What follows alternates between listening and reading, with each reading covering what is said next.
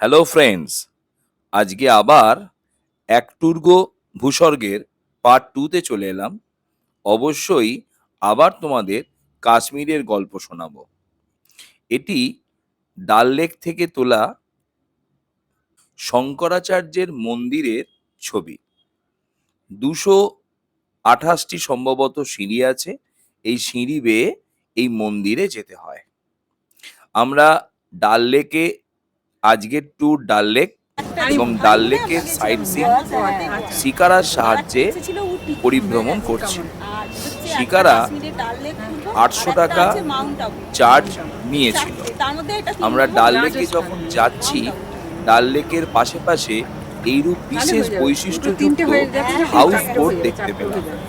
প্রত্যেকটি house boat এক একটি নাম দেওয়া আছে এবং হাউস বোটগুলির প্রত্যেকটি ডেকোরেশনও কিন্তু নিজের মতো আলাদা আলাদা। আমরা শিকারা করে এই হাউস বোটের পাশ দিয়ে যাচ্ছি। আমরা আগের দিন এক রাত্রির জন্য একটি হাউস বোটে ছিলাম। এই ডাল লেকে যাওয়ার সময় তোমাদের আগের ভিডিওতে আমি হাউস বোটের ভেতরের ডেকোরেশন দেখিয়েছিলাম। এই হাউস বোটের মধ্যেই লিভিং রুম, ড্রয়িং রুম এবং বাথরুম আছে। কিছু কিছু হাউস বোটের এন্ট্রান্স আছে, কিছু কিছু হাউস বোটের একটি লবি আছে, সেখান দিয়ে হাউস বোটে এন্ট্রান্স করতে হয় এবং কিছু কিছু হাউস বোটে বাগানের সাথেও যুক্ত করা আছে। আমরা আজকে 14 পয়েন্ট দেখব বলে শিকারা করে বেরিয়েছি। আমরা যেখানে এসে উপস্থিত হয়েছি এটা একেবারে ডাল লেকের মিডল পয়েন্ট, যেখানে প্রচুর পরিমাণে বৃহৎ বৃহৎ আকারের চিল দেখতে পাওয়া যাচ্ছে, গায়ে সাদা টিপ টিপ দাগ। এই চিলগুলি মাছের সন্ধানে ডাল লেকের ওপরে ঘুরে বেড়াচ্ছে, কিন্তু নজর ডাল লেকের ভেতরে মাছ। আমরা এই চিলগুলোর ছবি ক্যাপচার করলাম এবং আকারে হয়তো বোঝা যাচ্ছে না, চিলগুলোর আকার কিন্তু যথেষ্ট বড়। আমরা যে গাংচিল দেখি তার থেকে অনেকটাই বড়। এইভাবে আস্তে আস্তে বিকেল ঘনিয়ে আসছে এবং আলো কমতে কমতে সূর্যি মামা পাটে যাচ্ছে। তাই আমরা আস্তে আস্তে ডাল লেকটাকে অন্ধকারের মধ্যেই অবলোকন করব।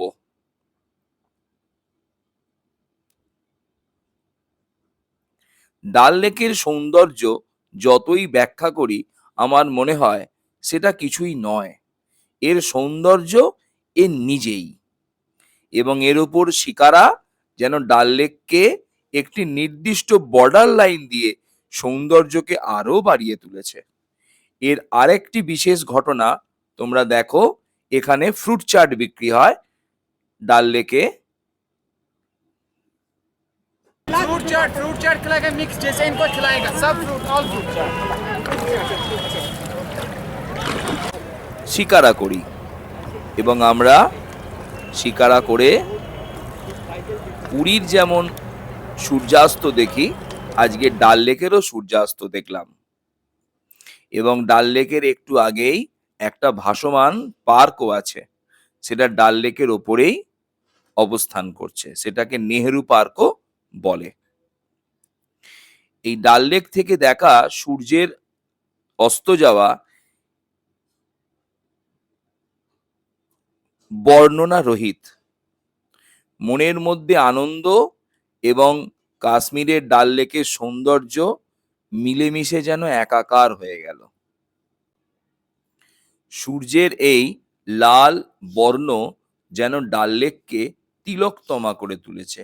আজকে যেন আমরা লাল বর্ণা ডাল লেকের বর্ণনা দিচ্ছি।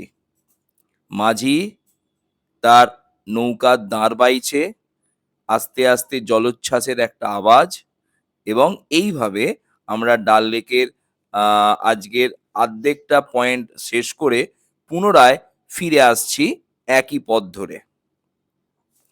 এই পথে আবার আমরা সেই হাউস বোটের ছবি দেখছি বিভিন্ন ধরনের হাউস বোটে কিন্তু এন্ট্রান্সগুলি ভিন্ন ভিন্ন, এর আগেই বলেছি। এবং আমরা এই পথ ধরেই একটি অন্য আরেকটি স্থানে আমাদের মাঝি ভাই ঢুকিয়ে দিল, নিয়ে চলে গেল।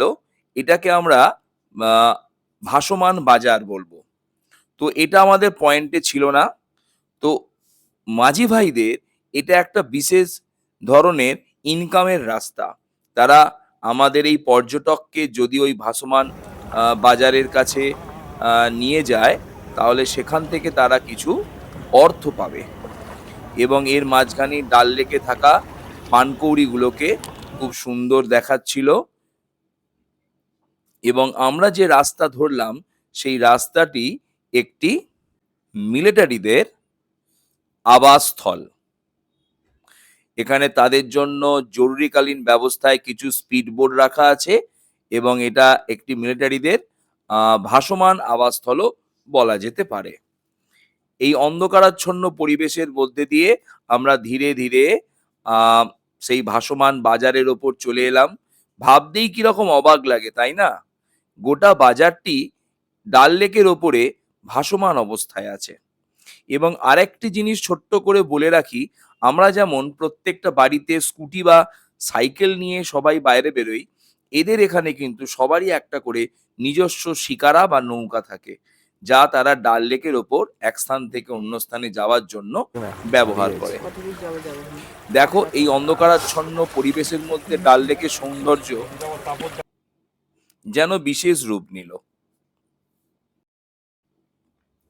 এইভাবে আমরা আস্তে আস্তে বাজারের দিকে এগিয়ে গেলাম এবং মাঝ রাস্তায় একটি কাশ্মীরি অন্ধকারের মধ্যে দিয়েই নৌকা চালিয়ে একাই চলে যাচ্ছে, কিন্তু তার মুখটা আমাদের ফটোতে না ধরা পড়ে, তাই সে ঘুরিয়ে নিল। এবং দেখো, নৌকা করে বিভিন্ন ধরনের শালগম, এদের এখানে বেশি হচ্ছে শালগম, সেগুলো বাজারে ভোরবেলার জন্য রওনা দিয়েছে।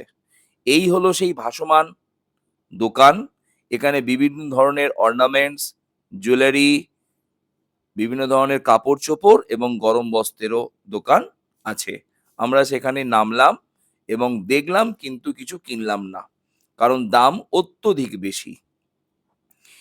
এর থেকে কিছুটা কমিশন ওই মাঝি ভাইরা পায় বলে জোর জবরদস্তি আমাদের এখানে নামালো। আমরা ভয়ে ভয়ে একটুখানি এখানে নামলাম বটে, ভেবেছিলাম নামবো না।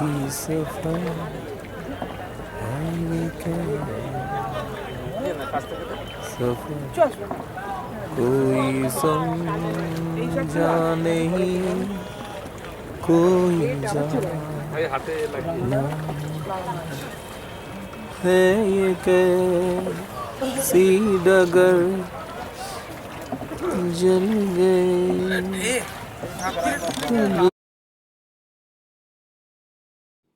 সকালবেলা সূর্যের আলোতে ডাল লেকের বর্ণনা অন্যরকম।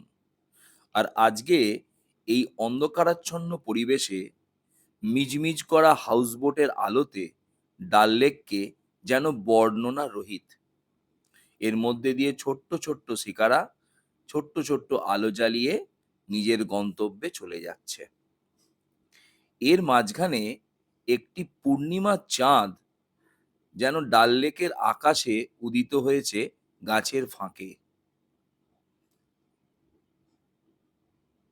এইভাবে আমরা সেদিন ডাল লেকের যে যাত্রা, সেটি ধীরে ধীরে সমাপ্ত করার দিকে, এবং আমরা আস্তে আস্তে ডাল লেকের পথ ধরেই শিকারা করে আমাদের শ্রীনগরের যে হোটেল ছিল সেখানে আমরা ফিরে আসছি। পরের দিন বেরিয়ে পড়লাম হজরত বাল মসজিদের উদ্দেশ্যে। হজরত বাল মসজিদের কাছে অসংখ্য পায়রা, এবং মসজিদের যে পবিত্রতা, তার মেন উদ্দেশ্যই হচ্ছে নিস্তব্ধতা। এখানে কথিত আছে, নবী হজরত মোহাম্মদের একটি চুল এখানে আজও সংরক্ষিত করে রাখা আছে। তো তাই এই মসজিদটির নাম হজরত বাল মসজিদ। এবং এটি কাশ্মীরের একটি পবিত্র স্থান বলে মনে করা হয় এবং সকল দর্শনার্থীদের জন্য এই মসজিদ খোলা। কিন্তু এই মসজিদের ভেতরের চত্বর পর্যন্ত মহিলাদের প্রবেশ থাকলেও তার ভেতরেতে, মসজিদের ভেতরেতে কিন্তু মহিলাদের অ্যালাউ করা হয় না এবং এখানে প্রবেশ করলে মাথাতে সবাইকে একটি চাপা বা রুমাল অন্তত বাঁধতে হয়। এই মসজিদের ভেতরের দিকে এটি একবারে গর্ভগৃহ যাকে বলে। এই অঞ্চলটাতেই দেখো তোমরা ছবিতে, এই অঞ্চলটাতেই ওই নবীর চুল রাখা আছে এবং এটি বড় ঝাড়বাতি দিয়ে এটি সুন্দর করে সাজানো আছে, কিন্তু ভেতরের ছবি তুলতে দেওয়া হয় না। আমি লুকিয়ে এই ছবিটি তুলেছি, হয়তো অন্যায় করেছি। তো এই ছবি, ভেতরের ছবি সম্পূর্ণ নিষিদ্ধ, বাইরের ছবি তোলা যায়। দেখো তোমরা, মহিলাদের কিন্তু ভেতরে ঢুকতে দেওয়া হলো না। এই মসজিদের এই মেন মসজিদের গর্ভগৃহের পাশেই একটি আহ, নামাজ পড়ার জন্য হজরতবাগ সংরক্ষিত মসজিদের একটা কক্ষ আছে। নামাজ কক্ষটি পড়ার অনেক জায়গা। বড় এবং নিস্তব্ধ। স্নিগ্ধ পরিবেশ, একদম সব চুপচাপ। এর নিস্তব্ধতাই এর পবিত্রতা এবং এর নিজের মাহাত্ম্যকে প্রকাশ করে।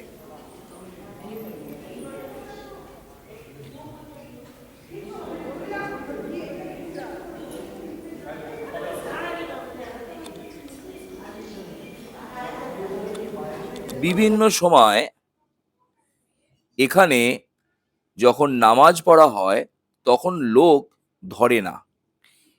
এই মসজিদের ঠিক পাশেই ডাল লেকের অবস্থান তোমরা লক্ষ্য করছো।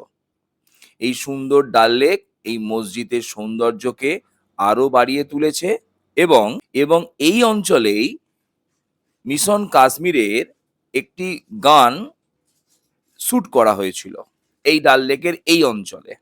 ঋত্বিক রোশন, সঞ্জয় দত্ত আর প্রীতি জিন্টা এই সিনেমার নায়ক নায়িকা। এই ডাল লেক এখনো আন্ডার কনস্ট্রাকশনে চলছে। কনস্ট্রাকশন বলতে ডাল লেকের হয় রং করা বা মেরামতির ব্যবস্থা। এটি একটি কাশ্মীরি ছবি, আমি পিকচার বন্দি করলাম। এবার সেখান থেকে আমরা বেরিয়ে পড়লাম। আজকের মূল গন্তব্য আমাদের সোনমার্গ। চেনাব নদী উপর দিয়ে আমরা ব্রিজের ওপর দিয়ে চলে আসছি। খরস্রোতা চেনাব নদীর প্রচন্ড শব্দ, আমি সেই শব্দকে বন্ধ করতে বাধ্য হলাম। এত খরস্রোতা নদীর যে শব্দ, সেটা তোমরা যদি নিজের কানে না শোনো তোমরা বুঝতে পারবে না। এইভাবে আমরা চেনাব নদীকে ক্রস করলাম, ব্রিজের ওপর দিয়ে আমরা আস্তে আস্তে সোনমার্গের পথে যাত্রা করলাম। এই যাত্রার সময় মাঝ রাস্তায় আমরা সোনমার্গের দিকে যাওয়ার সময় রাস্তায় একটা জায়গায় এসেছি। সেখানে পাথর কাটাইয়ের কাজ হচ্ছে।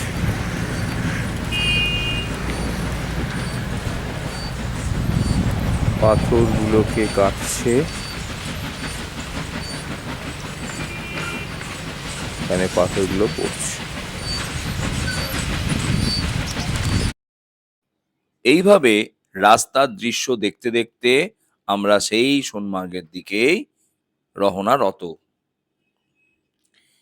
এইভাবে আমরা পাহাড়ের ঘেরা রাস্তার মধ্যে দিয়ে যেতে যেতে ঘোড়া, খচ্চর এবং একটি জলের প্রবাহের একটা নালা দেখতে পেলাম, যেটি বিভিন্ন স্থানে চাষের জল এবং খাদ্যের জল সরবরাহ করে, যা চেনাব নদীর সাথে যুক্ত হয়েছে এবং এর কিছুটা জল বরফ গোলা জলেও পুষ্ট। এখানে কিছু লোকাল বাচ্চাদের ছবি তোমরা দেখতে পাচ্ছ। এরা ছোট্ট ছোট্ট বাচ্চা, কাশ্মীরি এরা অবশ্যই। এবার সেই দীর্ঘ প্রতীক্ষার পর পাহাড়ের মাথায় সাদা তুলির টান দেখতে পেলাম। মনের মধ্যে যে চঞ্চলতা ছিল, এই বরফ যেন তাকে কিছুটা শীতল করলো। এবার আমরা ক্যামেরাকে আরো ভালো করে পাহাড়ের মাথায় ফোকাস করলাম। আস্তে আস্তে যত যাচ্ছি, বিভিন্ন নদীকে টপকে টপকে, অবশ্যই এখানে যে নদী আছে সবই চেনাব নদীর ছোট ছোট শাখা। ছোট ছোট ব্রিজ, চেনাব নদী, আমাদের গাড়ি এবং আমাদের আরো ট্যুরের সঙ্গী একই পথ ধরে অগ্রসর হচ্ছে। পাহাড়ের ধারে ধারে ছোট্ট ছোট্ট লম্বা লম্বা গাছ এবং সেই চেনাব নদী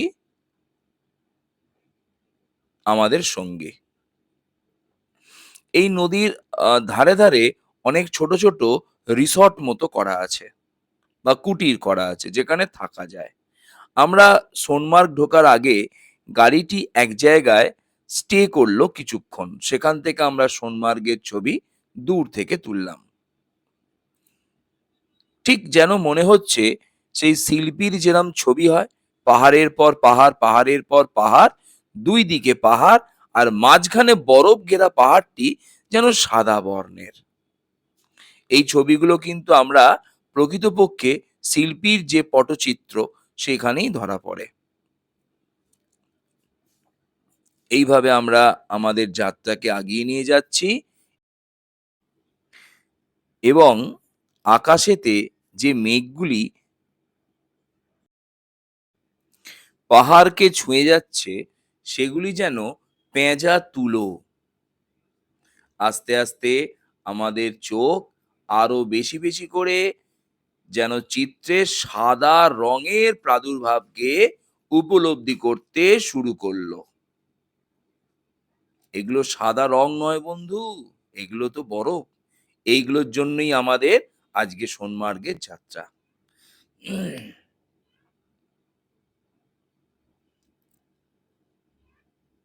এইভাবে আমরা এই অঞ্চলটার চিত্র ভিডিওতে বন্দি করলাম এবং এখান থেকে সোজা আমরা চলে যাব ডাইরেক্ট সোনমার্গ।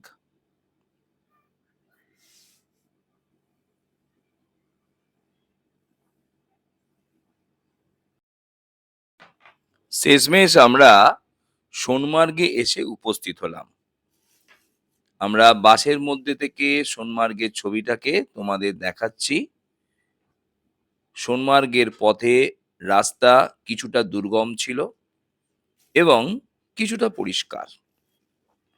রাস্তা যতই দুর্গম হোক, এই অতুলনীয় দৃশ্য আমাদের সাহসকে অনেকটা বাড়িয়ে দিয়েছে। তাই পাহাড়ের এই সোনমার্গের দৃশ্য দেখতে দেখতে আমরা আস্তে আস্তে অগ্রসর হতে থাকছি। এর পরের দিনে আমাদের ট্যুর, এর পরের ট্যুর, আজকেই আমাদের সেই ট্যুরটা আছে, সেটা আমরা পরের ভিডিওতে পাঠাবো। সেটা হচ্ছে গুলমার্গ। সোনমার্গে তোমরা যে ছবি দেখবে, সেই ছবি না দেখলে তোমরা বুঝতে পারবে না যে সোনমার্গকে এতটা সুন্দর কেন বলা হয়। আমরা কিন্তু যে বরফ ঘেরা সোনমার্গ সেটা পাইনি, তাহলেও সোনমার্গের যে দৃশ্য তোমরা দেখবে, দেখো তোমরা আস্তে আস্তে দেখতে নিশ্চয়ই পাচ্ছ, সেই দৃশ্যকে শুধু ভাষায় যে প্রকাশ করব আমার তত বড় ক্ষমতা নেই। সবুজ গাছ, কালো রাস্তা এবং পাহাড়ের ধারে হালকা হালকা করে যেন বরফ তুলি টেনে দিয়ে গেছে। অপরূপ দৃশ্য বন্ধু, তোমরা দেখো আর উপলব্ধি করো। আর একটা কথা, প্রত্যেকটা পাহাড়ে যে ঘটনাটা ঘটে, রাস্তা থেকে ধস নেমে যাওয়া, এখানেও তার কোনো ব্যতিক্রম হলো না। আজকেও সেই একই ঘটনা আমাদের সাথে ঘটলো। রাস্তায় যাবার পথে ধস নামলো এবং জেবিসি এসে সেই ধসকে আস্তে আস্তে ক্লিয়ার করার পর আবার আমাদের বাস ছাড়লো সেই যাত্রার উদ্দেশ্যে। আকাশে পেঁজা তুলো যেন শরতের কথা মনে করিয়ে দিচ্ছে।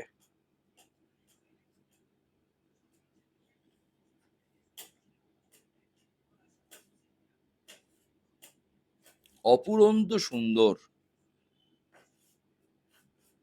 এই দৃষ্টিনন্দন দৃশ্য যেন বাঘ রোহিত করে দেয় মানুষকে।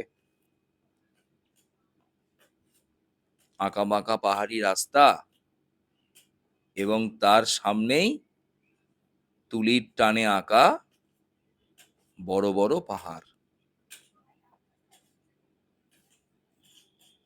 আমরা এখানে একটুখানি জিরিয়ে বা একটুখানি ফ্রেশ হয়ে নিলাম এবং সামনেই ধস নেমেছে। তোমরা জেসিবির কাজ চলছে। আমাদের সোনমার্গে যাওয়ার ওখান থেকে 10টা যাওয়ার পথে ধস নেমেছে এখানে। জেসিবি এসে কাজ চলছে।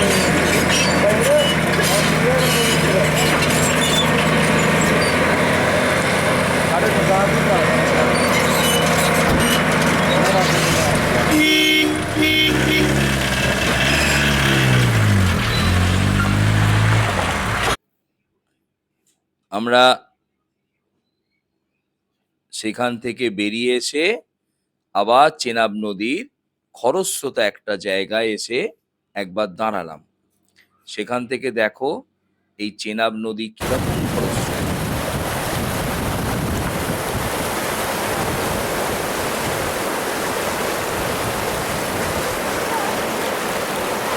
জলের তলাকো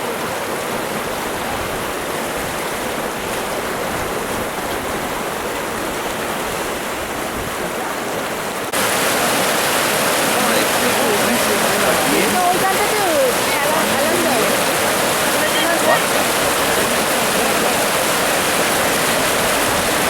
নদীটি জল এতই স্বচ্ছ যে নিচে পর্যন্ত দেখা যাচ্ছে। রাস্তায় এটি বরফ গলা জলে পুষ্ট। একটি ঝর্ণা দেখে ড্রাইভার সাহেবকে দাঁড়াতে বললাম এবং আমরা ওই বরফ গোলা জলের যে সরু ঝর্ণা সুউচ্চ স্থান থেকে পড়ছে সেইটার ছবি ক্যামেরাবন্দি করলাম। অবশেষে আমরা সোনমার্গে পৌঁছে গেলাম।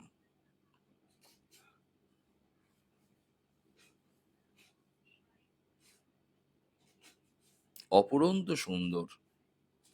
এখান থেকে ঘোড়া করে বিভিন্ন ধরনের রাইড হয়, পাহাড়ের কিছুটা ওপরে নিয়ে যায়। তো আমরা সেই রিস্ক নিয়ে আর ঘোড়ার রাইড করিনি। আমরা পায়ে করে হেঁটে যতটা পেরেছি গেছি। দেখো বন্ধু, পাহাড়ের মাথায় সূর্যের যেন চমকটা ঠিক যেন ছবিতে আঁকা সূর্যের রশ্মির আস্ফলনের মতো। পাহাড়ের মাথায় বরফ। এবার দেখো বন্ধু, তোমরা কিন্তু পাহাড়ে বরফের পরিমাণ আস্তে আস্তে বাড়তে দেখবে। খুব ঠান্ডা, সমতল ভূমির উপরে বড় বড় পাহাড়, আর পর্যটকেরা ঘোড়া করে নির্দিষ্ট স্থান থেকে নির্দিষ্ট স্থানে এখানে যাত্রা করে। এখানে বিভিন্ন ঘোড়ার বিভিন্ন ধরনের রেট আছে, তোমরা বার্গেনিং করে নিও। নাহলে এখানে কিন্তু সব থেকে বড় বেশি ব্লান্ডার হয়, যে যাকে যেমন করে পারে ঠকায়। তোমাকে বলবে ওখানে বরফ আছে চলো, এখানে বরফ আছে চলো, তোমরা কিন্তু আগে জানবে, নচেৎ তোমরা কিন্তু অনেক টাকা ঘোড়ার পেছনে দেবে, কোনো বরফ পাবে না। তো আমরা জানতাম বলে সেই পথে আর পা দিইনি। অনেকে গিয়ে ফিরে এসে আমাদের অভিযোগ করছে যে দাদা আপনারা ভালো করেছেন যাননি, আমরা গিয়ে কিন্তু ঠকে গেলাম, আমাদের 4000 টাকা কারো 2000 টাকা জলে গেল। এইভাবে আমরা প্রচন্ড ঠান্ডার মধ্যে আজকে সুন্দর দৃশ্য সোনমার্গের যাত্রা প্রায় সম্পন্ন করতে চলেছি। তোমরা দেখো, যদি ভালো লাগে তাহলে তোমরা পরের ভিডিও পাওয়ার জন্য সাবস্ক্রাইব করো। এবং পাহাড়ের মাথায় সূর্যের যে এই ছটা, এর আগে আমার চোখে কোনোদিন ধরা পড়েনি। যেন সূর্য আর পাহাড় আকাশের সাথে লুকোচুরি খেলছে। ওহ, কি অপূর্ব দৃশ্য! তোমরা দেখো, তোমরা দেখলে আশা করি বুঝতে পারবে এই সৌন্দর্যটা আমাদের খালি চোখে কতটা ভালো লেগেছিল। এখানে এখানে যদি স্বর্গ না হয় তাহলে স্বর্গ আর কতটাই সুন্দর। তবে আমার মনে হয় এই অঞ্চলে আরেকটু বরফ বেশি থাকলে হয়তো দুর্গম যাত্রা হতো, কিন্তু সেই সৌন্দর্যটা হয়তো আরেকটু বেড়ে যেত। এইভাবে বন্ধু, আজকের যাত্রা এখানেই শেষ করলাম। আবার দেখা হবে পরের পাঠে। বিদায় বন্ধু।